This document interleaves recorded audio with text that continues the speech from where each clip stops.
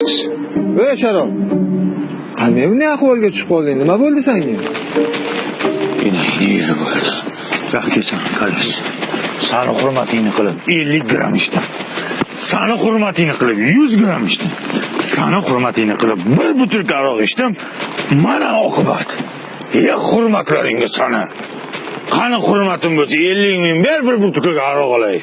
Shu ichazanda olsan kerak. Bu payt hurmatimiz bo'lmaydi bizda. Yur Misha. Ey Sharof. Bor yo'qol.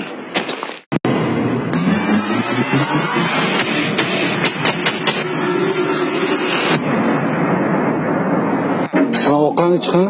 Yo, jo'rama ichmayman. Hurmatim yo'qmi? Hurmating bor, endi ichmayman, jo'ra. Hurmatim bo'lsa, hech lamatsa qilmasdan jo'ra. Mayli, hurmating uchun jo'ra. Hurmating uchun.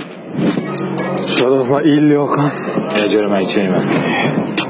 Siz nima faqat boy zodagonlar bilan ichasiz? Hurmatimiz yo'qmi? Yo, hurmating bor, jo'ra. Hurmatim bo'lsa ishla. Bittadan solaylik. Oh, paftor, sırası. Ha? Hemen böyle.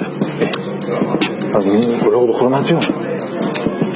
Böyle yan hurmatı bu arada. Ne böyle? Oldik. Zo'rlama ichmayman.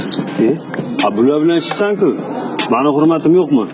Ya men mana abida suvidan ichaman. Ishonasizlar, bu ta'mi o'zgachada. Mevani ta'mini birga bir olgan. Keyin mana qovunligi yoshligimizda ko'p qovun bo'lardi. O'shan ta'mida shunday ichaman. Abidan uyingda ichasan, xo'p? Hozir mani hurmatim uchun ichamiz. Tushundinglarmi? Oldik. Hurmatim yo'qmi? Ya unchalik hurmating yo'q, mayli ichaman.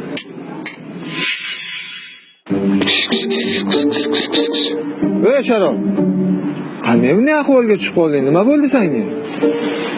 Yine yeri bo'ldi. Rahkesan qalas. Sani hurmatingni qilib 50 gram ichdim. Sani hurmatingni qilib 100 gram ichdim.